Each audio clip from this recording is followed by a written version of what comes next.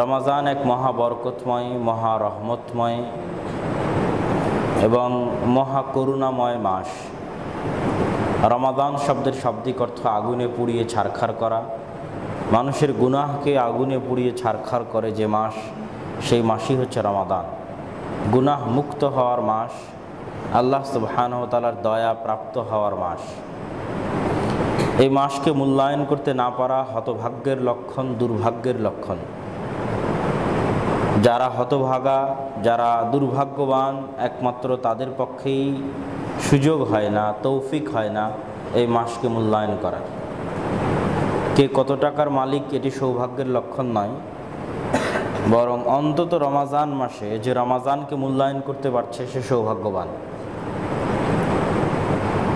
তো এই রমাজান কত গুরুত্বপূর্ণ, কত মহৎ তা আপনারা বহু আলোচনায়, বহু বক্তব্যে শুনেছেন। তারপরে সংক্ষিপ্ত সারমর্ম হিসেবে রাসূলুল্লাহ সাল্লাল্লাহু আলাইহি ওয়াসাল্লামের একটি হাদিস, ইযা দাখালা রমাদান ফুতিহাত আবওয়াবুস সামা, যখন রমাদান মাস প্রবেশ করে তখন আসমানের দরজাগুলো খুলে দেওয়া হয়। ওয়া ফুতিহাত আবওয়াবুল জান্নাহ, জান্নাতের দরজাগুলো খুলে দেওয়া হয়। ওয়া গুল্লিকাত আবওয়াবুন নার, জাহান্নামের দরজাগুলো বন্ধ করে দেওয়া হয়। ওয়া সুলসিলাতিশ শায়াতিন, শয়তানকে শৃঙ্খলাবদ্ধ করা হয়। এটি মূলত প্রতীকী সম্মান। যেমন কিছুদিন আগে যখন ভুটানের রাজা বাংলাদেশে আসলো, তখন সমগ্র রাস্তাঘাটে তাকে স্বাগতম জানিয়ে যে পথ পদ্ধতিগুলো অবলম্বন করা হয়, কোনো দেশের প্রধানমন্ত্রী আসলে লাল গালিচা সংবর্ধনা প্রদান করা, গার্ড অফ অনার প্রদান করা, এই যে প্রতীকী সম্মান, তো এগুলো হচ্ছে আল্লাহর পক্ষ থেকে প্রতীকী সম্মান। এগুলোর অর্থ এই নয় যে মানুষ এখনই জান্নাতে ঢুকে যাবে রমাজান মাসে, আর অর্থ এই নয় যে মানুষ রমাজান মাসে জাহান্নামে যাবে না। জান্নাত জাহান্নাম মানুষের মৃত্যুর পর, কিন্তু জান্নাত জাহান্নাম আল্লাহর এক বিশাল সৃষ্টি। আসমান আল্লাহর এক বিশাল সৃষ্টি। পৃথিবীতে আল্লাহ সুবহানাহু ওয়া তাআলা যা সৃষ্টি করেছে তার মধ্যে ভয়ঙ্করতম, বিশালতম সৃষ্টিগুলোর মধ্যে অন্যতম সৃষ্টি হচ্ছে 7 আসমান, অন্যতম সৃষ্টি হচ্ছে জান্নাত, অন্যতম সৃষ্টি হচ্ছে জাহান্নাম। তো রমাজান আসতেছে তার প্রতীকী সম্মানের জন্য এই বিশাল সৃষ্টির দরজাগুলো খোলা থাকবে। এটা রমাজানের জন্য সম্মান, অ্যাজ লাইক অ্যাজ যেরকম আপনারা গার্ড অফ অনার দিচ্ছেন একজন প্রধানমন্ত্রীকে। রমাজানের সম্মানে জাহান্নামের দরজাগুলো বন্ধ করে দেওয়া হবে, জান্নাতের দরজাগুলো খোলা রাখা হবে 24 ঘন্টা, রমাজানের শুরু থেকে নিয়ে শেষ পর্যন্ত। এই সম্মানগুলো আল্লাহ দিচ্ছেন রমাজানকে। এখন মানুষ কিভাবে এই সম্মানকে মূল্যায়ন করবে, রমাজানের এই সম্মানকে, সেটি মানুষের ব্যাপার। তার আগে আমরা আরেকটু ভূমিকা স্বরূপ আলোচনা করে নিই যে এই রমাজানের এত সম্মান, এত রহমত, এত বরকত কেন।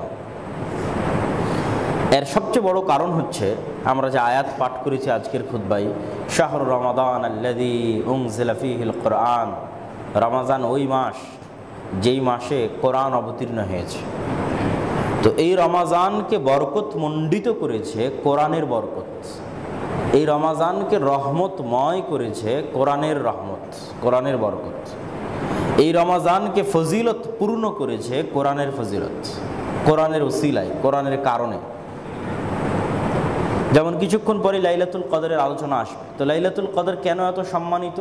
কোরআন এই রাতে অবতীর্ণ হয়েছে এই জন্য। আব্দুল্লাহ বিন আব্বাস রাদিয়াল্লাহু তাআলা আনহু বলছেন, নট অনলি কোরআন, শুধু কোরআন নয়, বরং পৃথিবীর যত আসমানি গ্রন্থ আছে সকল আসমানি গ্রন্থ রমাজান মাসে অবতীর্ণ হয়েছে। তাওরাত, জাবুর, ইনজিল, সুহফে ইব্রাহিম। তাওরাতকে ইহুদিরা বলে তোরাহ, ইনজিলকে খ্রিস্টানরা বলে বাইবেল। তোরাহ, বাইবেল, জাবুর দাউদ আলাইহিস সালাতু ওয়াস সালামের প্রতি অবতীর্ণ হয়েছিল, সুহফে ইব্রাহিম ইব্রাহিমের প্রতি অবতীর্ণ হয়েছিল।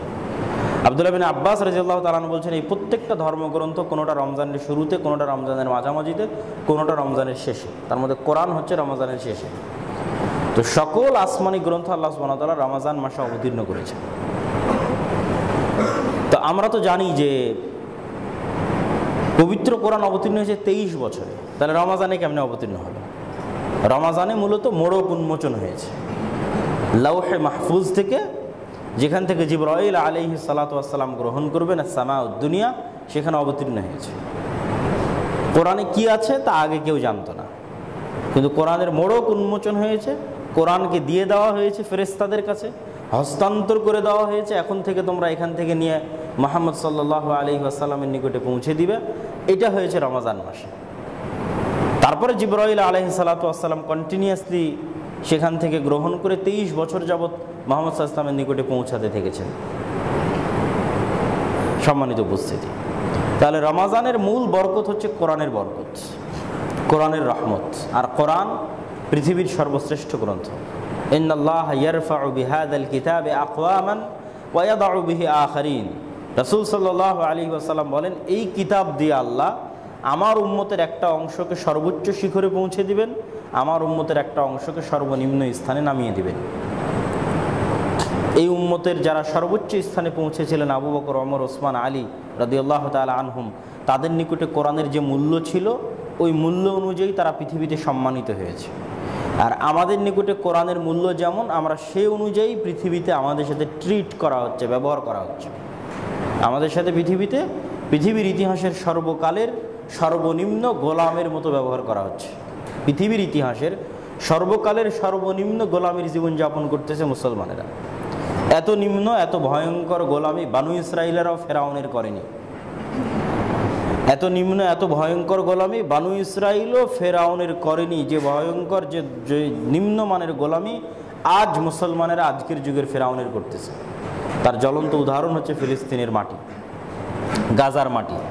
সারা পৃথিবীর lakh lakh crore crore TV channel, live media, YouTube, Facebook, Twitter, Instagram, বিশ্বের সকল মুসলিম দেশ, মুসলিম রাষ্ট্রপ্রধান, কোটি কোটি মুসলমান, বিশ্বের সকল মানুষ, সভ্যতার দাবিদার, মানবাধিকারের দাবিদার, বিভিন্ন আন্তর্জাতিক সংগঠন, সকলের চোখের সামনে প্রতিনিয়ত মানুষকে হত্যা করা হচ্ছে অন্যায়ভাবে।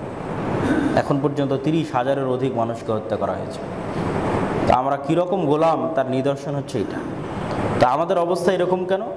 আজ ফিলিস্তিনের যা অবস্থা, হুবহু এই অবস্থা কোরআনের আমাদের বাড়িতে। এইটা হচ্ছে এই হাদিসের সারমর্ম। আজ ফিলিস্তিনের মাটিতে ফিলিস্তিনের মুসলমানদের যে অবস্থা, আমাদের বাড়িতে কোরআনের সেই অবস্থা, আমাদের সমাজে, আমাদের দেশে কোরআনের সেই অবস্থা। আমরা হচ্ছে কোরআনকে আমাদের বাড়িতে, আমাদের সমাজে, আমাদের রাষ্ট্রে ইসরাইল গাজার মানুষের সাথে যে ব্যবহার করতেছে, আমরা কোরআনের সাথে সেই ব্যবহার করতেছি। এই হাদিস রাসূলুল্লাহ ওইটা বলেছেন, ইন্নাল্লাহা ইয়ারফাউ বিহাযাল কিতাবি আকওয়ামান। এই কিতাবের মূল্যায়নের কারণে একদল পৃথিবীর সর্বোচ্চ শিখরে পৌঁছে যাবে, আর এই কিতাবের অবমূল্যায়নের কারণে একদল পৃথিবীর সর্বনিম্ন স্তরে নেমে যাবে। আমরা হচ্ছে তারা, এই উম্মতেরই। সম্মানিত উপস্থিতি, তো কোরআন পৃথিবীর সকল মানুষের জন্য হেদায়েতের কারণ। কোরআন মানুষের অন্তরকে নরম করে, কোরআন মানুষের হৃদয়কে কাঁপিয়ে দিতে পারে, মানুষের চামড়াকে শিউরে তুলতে পারে। এগুলো সব আল্লাহ নিজে কোরআন সম্পর্কে পবিত্র কোরআনে বলেছেন, ইন্নামাল মুমিনুনা আল্লাযীনা ইযা যুকিরাল্লাহু ওয়াজিলাত কুলুবুহুম